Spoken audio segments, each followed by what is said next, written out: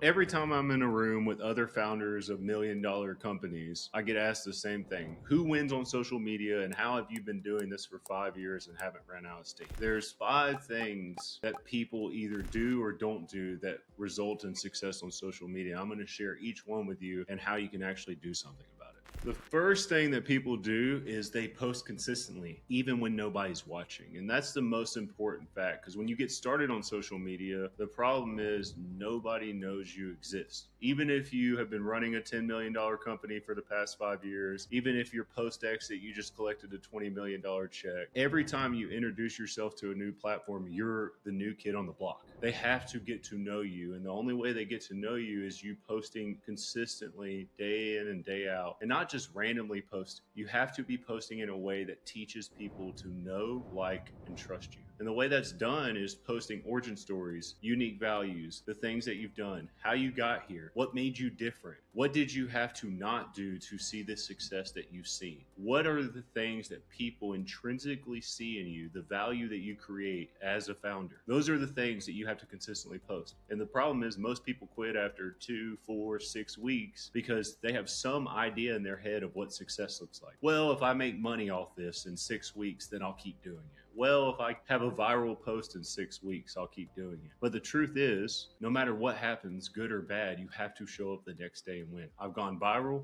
I've had a post with 10 likes make me hundreds of thousands of dollars. I've experienced everything a founder can experience on social media over the last 5 years. And what I can tell you is the moment I removed the outcomes from my output, everything opened up. I was able to show up. I was able to share the things that were valuable to me. And I was able to stay consistent despite good or bad what happened. And that's the first principle of winning online. Now, like I said, posting consistently is only the first part. There's 5 things that you have to do. And the second thing is you have to post with purpose, leading people where you want them to go. And I want you to imagine here that you just started your favorite movie. My favorite movie right now is Remember the Titans. It's a classic. And it starts really locking you in, understanding the strife of what's going on. And it guides you through a whole journey to get you to an outcome. That's the same thing with content. When you post, you have to think about, am I providing value? And if the person gets value from it, what's next? That's the greatest question in content. What's next? Yeah, everything we do in content is what's next. After the hook, what's next? After the body, what's next? When they read the post and they go to your profile, where are you leading them?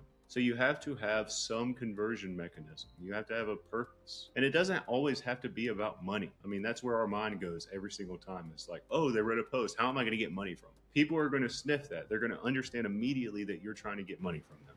It could be a lead magnet. It could be your book that you just wrote. It could be a white paper article. It could be a YouTube video you find interesting. It could be a newsletter sign up where you give even more value to your audience. But the point of the matter is you have to post with purpose. And to post with purpose, you have to give somebody the next step of what it means to follow along. So the next point I want to get into here is being proactive instead of reactive online. It's really easy to get into a state of reactivity where you're, oh, this happened, I posted, this happened, I posted. But the greats, the ones that really stay ahead of the content curve, are thinking like they're playing chess. They're seeing 5 moves ahead. They're thinking, okay, what's my opponent going to do and how do I get ahead of it? What's my 3rd, 4th, and 5th move to get me in a position to win? And it's the same thing with content. The thing about content is you have to be thinking ahead when you're planning it out. Okay, I share an origin story. Okay, I share value. Okay, I share a win. Okay, I do a collab post with a person that's going to get me in front of a new audience. I set up a new system that reaches out to a target network that I've been trying to infiltrate for years. There's all these different moves on the table when it comes to content. And the greats, they're looking at the whole board. And that's the thing. A lot of people just see, oh, post online, result happens. The greats, the ones that you really want to be like, the ones that you admire, the ones that kind of frustrate you because they're always winning, are using every move at their disposal on the table. And there's a way to do that. You just have to know the rules of the game. And the only way to know the rules of the game is to actually play it. Now, the next point, I want to put you in a frame to understand what I'm trying to say to you. When's the last time you went to a function, whether it be a party, maybe a business meetup, and there was one guy in the room where you just knew he had an agenda? You just knew he was after something. And you could feel the extractive nature of him as soon as you walked into the room. That's the thing that so many people do online. That's why most founders don't even start online, because they don't want to be viewed as an extractive person. Now, the thing is, if you're a genuine human being that is trying to give value, build your network, and actually use social media to better your life and others, you're going to win. But most people are so extractive by nature, they have to justify the time and the expense of social media that they ruin the entire opportunity because they go straight in for it. They go straight in for the ask. They're always trying to get something from somebody, and it literally oozes in every post, every DM, everything that they do. That's why it's so important to view it as a long game, because when you have time, you can genuinely build connection. And when you genuinely build connection, everything you want is on the other side of that. You just have to be willing to play the game long enough to get to that. Okay, my final point is probably the most important one when it comes to winning on social media. And I can talk from a place of I've fallen into this trap, gotten out of it, and I am better for it. The number one, I'll say, kryptonite to a founder, a business leader getting online and actually winning is comparison. You're constantly thinking about what your competitors are doing, what formats. You're finding yourself scrolling.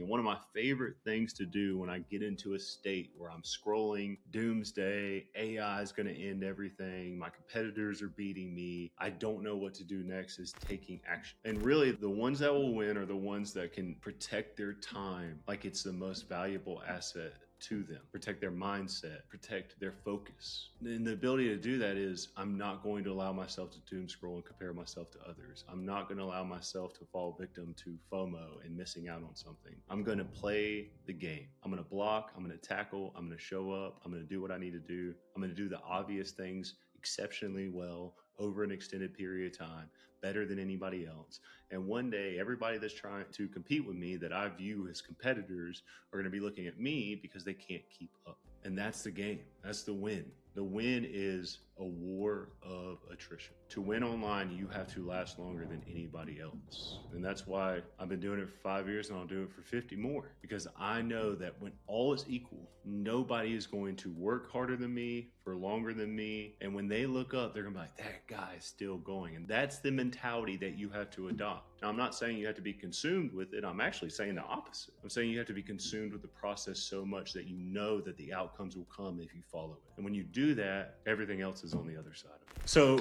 Clifton, how do I actually make this stuff happen? I mean, I've watched a million videos like this that give me the 5 things, and I walk away, I'm all pumped up, I'm motivated, and I'm thinking, what do I actually do to apply this? There's really 2 things you have to focus on. And number 1 is you have to have a system over motivation, because when you only do things when you feel like it, you're eventually going to run out of it and you're not going to do it anymore. And so the system can be anything, and it's actually dependent on the human. It's dependent on your style. Are you type A, a type B? Are you ultra ADHD like I am? Or are you a person that can write a list and actually stick to it? You have to find a system that fits into your lifestyle, into your work, and into your habits. Sometimes that looks like me sitting down with somebody and I'm filming a video just like this. Sometimes it looks like I have to be golfing and on a meeting at the same time, because that's how I can focus, and I don't want to be chained to a desk all day. It looks different for many people. And with content, you have to have a system to capture the content, to create the content, and to distribute the content. Those are the 3 pillars. If you do those 3 things over an extended period of time, you will win. And the second thing, you have to commit to progress over perfection. Does this video look good? Does this post sound weird? Is somebody going to judge me? No, progress is, I'm going to post, I'm going to learn, and then I'm going to post again. Mr. Beast has one of my favorite things, love him or hate him, the dude is testament to consistency in content. He said, I won't even talk to anybody on YouTube unless they have 100 videos. And the framework that he uses for this is post a video, the next video, improve one thing, the next video, improve one thing, the next video, improve one thing. And when you get to 100, you've had 100 opportunities to improve on each video. And before you know it, you look up and you're like, I'm actually able to do video now. Now you can apply that to anything. LinkedIn posts, video content, getting active on X, starting a Substack, building a newsletter, Facebook, insert social media, whatever you want to do. The thing is, can I commit to progress over perfection, knowing that perfection comes through progress?